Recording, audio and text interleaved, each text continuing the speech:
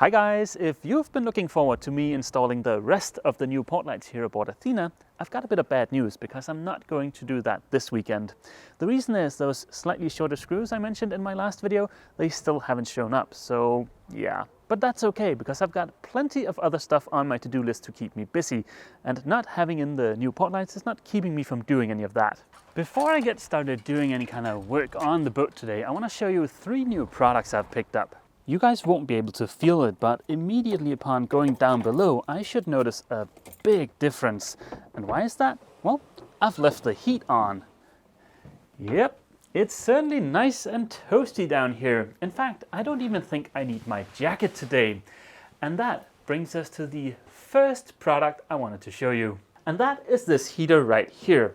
In my last video I showed you my low-tech paraffin or kerosene heater, and that thing is great. But the big upside to this is that this has a built-in thermostat. That means I can accurately control the temperature here inside the boat. I've set this to a comfortable 18 degrees Celsius. Other than the fact that this has a thermostat, the 2 heaters are kind of similar. They both use the same fuel, that's paraffin or kerosene, and they're both unvented, but we'll get back to that in just a few seconds. If you're wondering why I picked up the new heater and why it's so important for me to be able to control the temperature here inside the boat, well, the answer is right here behind me. You might remember from the last video that I had a few flaws in the paint job up here. So in the last video I sanded out those flaws, and earlier this week I applied a fresh coat of paint to this area. And that coat of paint turned out horrible. The good news is I know why. The temperature was simply just way too low. And that is why I picked up the heater. After all, I do plan on doing a fair bit of painting here aboard the boat during this coming winter. Heating the boat is one thing. Being able to control humidity inside the boat is related, but kinda different. For me to be able to get the finish I want, I need to be able to at least sort of control the humidity here inside the boat. And that's why I picked up this dehumidifier, and that's the second product I wanted to show you. Now this is a desiccant dehumidifier as opposed to a dehumidifier that's based on a compressor, like for instance the one I've got aboard Obelix. The main advantage to one of these is that these will work at much lower temperatures. If you're wondering why I'm so concerned about humidity, well, here's why. Any unvented fuel-burning heater will, as a part of the combustion process, produce water vapor. And for kerosene or paraffin, it's just over a gallon of water produced for every gallon of kerosene or paraffin burned. Now that is a lot of water, and because these heaters aren't vented to the outside of the boat, all of that water vapor is going to cause a rise in humidity here inside the boat. And that in turn is going to cause condensation, which is a surefire way to ruin any paint job. Now, if I had hooked up my reflex stove by now, that would solve both my heating issue and the issue with humidity because it is vented to the outside of the boat. So instead of adding water vapor to the air inside the boat, it's actually helping to dry out the boat. But I'll get back to that once I do the video about installing the reflex stove. And of course, the reason I haven't hooked it up yet is because, well, I don't want to get paint splatter all over that shiny stainless steel. And that brings us to the third and final product I want to show you, and that's this little doohickey. This logs the temperature and the humidity here inside the boat, and I can transfer the data from this wirelessly to my phone.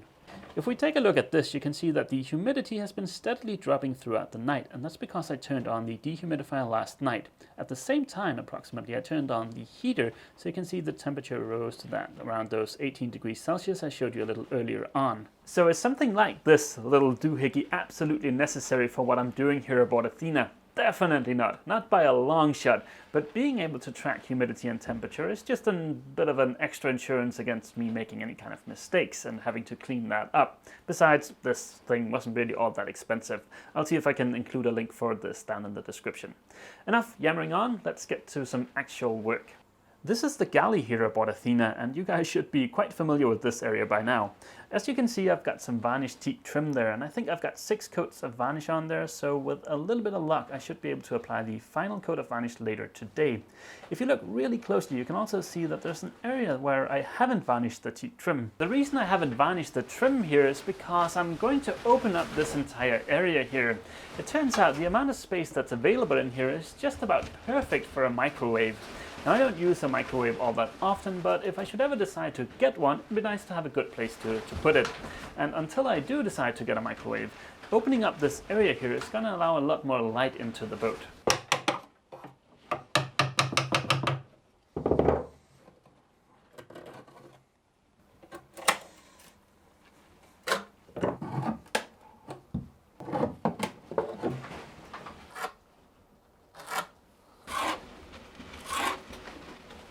This is the before shot.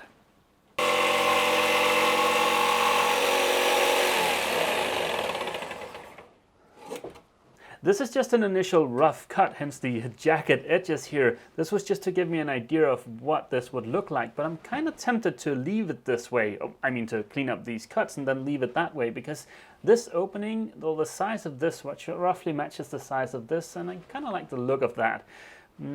Another option would be to remove more of this opening here so that it becomes flush with this part in here, and that might look good, but yeah, I don't know. It's always going to be easier for me to just remove more material. If I remove too much and then want to put it back, it's going to be a lot more difficult.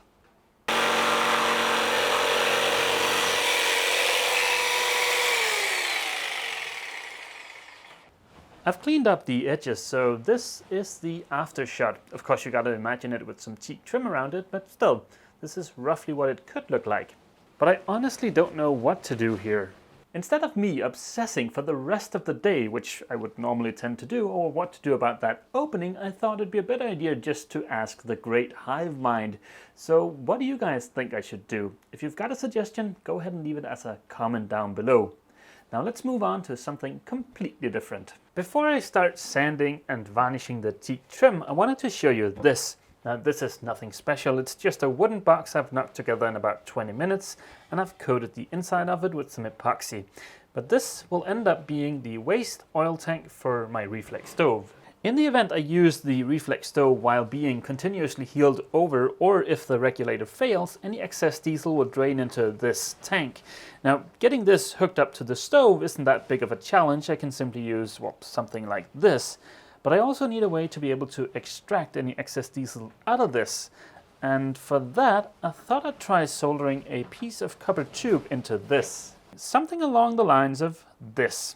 Well, I've never done this before, and this might be the worst idea in the world, and it might turn horribly wrong. But if it does, I can simply just use something like this. I showed you this product in my last video. But if I'm able to use this instead, I'm gonna save a bit of money. Like I said, I've never tried doing this before, so this might end up in a horrible mistake. But I've got a heat source, and I've got some solder, so yeah, let's give it a go.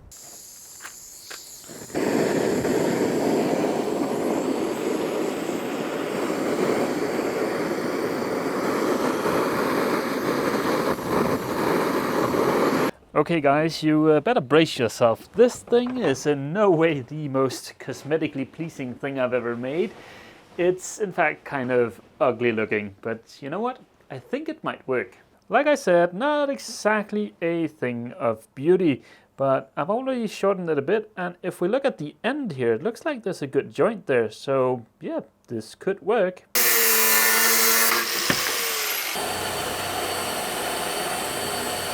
This hole is a little bit bigger than I need, but that's because I'm gonna fill it with thickened epoxy and then drill the correct size hole. But this should give you a pretty good idea of what my plan is. And then this goes on top.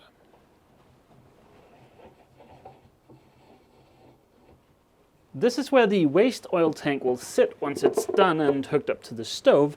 And as you can see, that's one of the benefits to building a wooden epoxy tank. You can design something that fits into a tight spot. And of course, here we've got the lid. So this goes on top, and then I'm going to hook this up to a flexible fuel hose and have some sort of manual pump so that I can drain this. Of course, my lovely looking waste oil tank here still needs a way for diesel to get into the tank, and it should probably also have some feet underneath it and a couple of coats of epoxy primer on the outside to help protect it. But I'm going to save all of that for a later video. If I want to get that last coat of varnish on the teak trim in the galley, I better get going because it takes about an hour or so for me to sand all of that.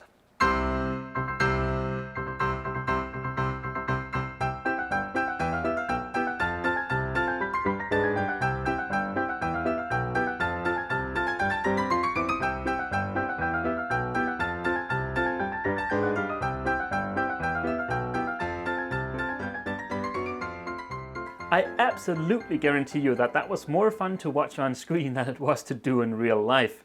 I'm running out of time, so I don't have time to set up a time-lapse of me varnishing, but that's okay, you guys have seen that before. So instead, I'll just snap my fingers and it'll be tomorrow morning. Good morning, guys. It's Sunday, it's 7 o'clock in the morning, and it's time to get busy. The very last thing I did yesterday before leaving the boat was to apply the final coat of varnish to the teak trim in the galley. I just had a peek at it and it turned out okay. There are a few tiny flaws, but yeah, that's okay. I'll have to live with those because I really want to get the first coat of paint on the galley today. But before we get to that, there are a couple of other things I want to take care of. These are the new portlights, or well, at least some of them. Like I mentioned in the beginning of this video, I'm not going to install them this weekend, but it's such a nice day outside. It's not raining, it's not super windy, so I thought it might be nice to get the prep work for installing the new portlights out of the way this weekend. That way, when I have the screws, it'll just be a matter of smearing on a bit of sealant and popping them in. The first thing I'll need to do is to check to see if the new portlights will fit into the openings from the old portlights. And I know for a fact that some of them won't, but luckily it's just a matter of enlarging that opening, and that's not all that difficult. It's just a matter of removing the old portlight and then just doing a test fit with one of the new portlights. So, for instance, this one. Well, it looks like I might have to take off a little up here, but other than that, it looks pretty good. And then it's just a matter of doing another test fit to see if the new portlet fits now, and if not, just remove a little bit more. So let's see if this will fit now.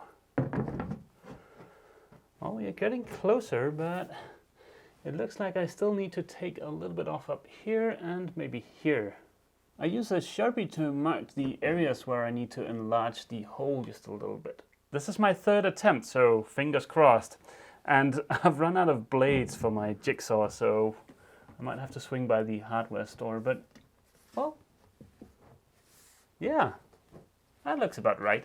This is the blade for my jigsaw, and as you can see, it's pretty worn out already. This is just a blade for wood, so of course it's going to wear out quickly when cutting through fiberglass. Unfortunately, the hardware store doesn't open for another 3 hours. Psh, lazy guys. But luckily I can just move on to the next item on my to-do list, which is to figure out how to organize the area underneath the sink. This is the filter I'll use for my drinking water here aboard Athena, and I want to put that underneath the sink. And this is the day tank for my reflex stove, and I also want to put that underneath the sink. And there's also some plumbing down there to take into account. There's the water for the forward head, and then there's the drain from the sink. Fortunately, the sink doesn't take up a lot of room in here, so there's plenty of space to work with. I've used a bit of masking tape just to give me an idea of where the sink is going to sit so that I don't accidentally put anything up there. This is the best I've been able to come up with so far. By putting both the filters and the day tank on this side of the locker, I can easily remove the shelf if I want to, and that gives me a lot better access to, for instance, the day tank in there. And well, the plumbing is going to be okay because, well, the cold water for the faucet is going to connect to here, and the plumbing from the sink is probably going to come down somewhere around here. So yeah, I think this will work out okay. One downside to this setup is I do need to remove the shelf in order to be able to change the filter over here, but I'll only need to do that once a year or so, so I think it'll be okay. I'll leave the area underneath the sink like that for a couple of weeks and see if I come up with something better, but otherwise that's what I'm going to go with. Meanwhile, the hardware store actually opened a little earlier today, so ta-da! I think these blades are going to fare a little bit better than the ones that are designed for cutting wood, but there's only one way to find out.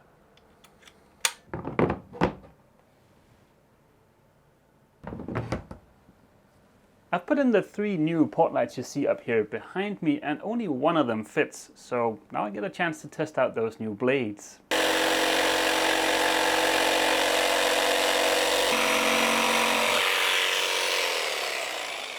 The good news is that I've managed to enlarge those holes so that the new portlights will fit.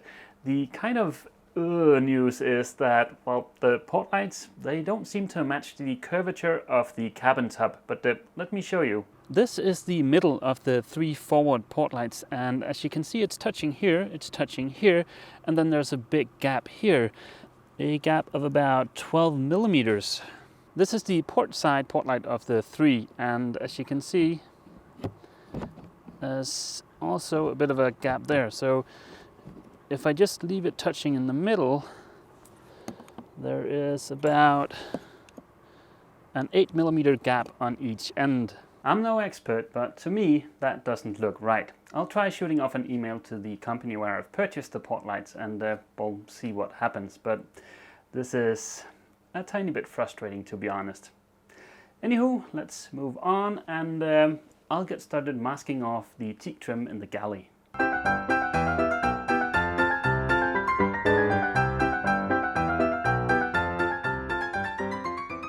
Ta-da! That was certainly a fun way to spend an hour and a half. I've used up every piece of masking tape I had aboard the boat, but there is just enough. So now it's just a matter of queuing up the painting time lapse.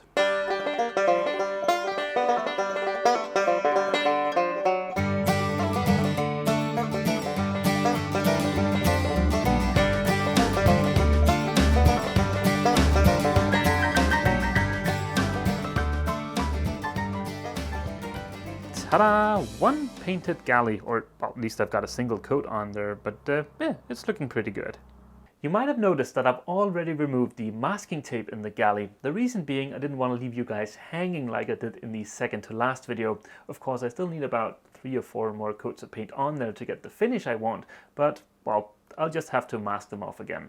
The reason I didn't want to leave you guys hanging is also because I'm not going to be able to publish a video next weekend because I'll be visiting friends in Germany and also be visiting the boat show in Hamburg. And if you see me there, just feel free to come up and say hi. Well guys, I'm running out of time. If I'm to even have a remote chance of getting this video up tonight, I need to haul ass and get busy editing. Before I end this video, I want to mention that this moisture meter, it's not nearly as influenced by temperature as I said in my last video.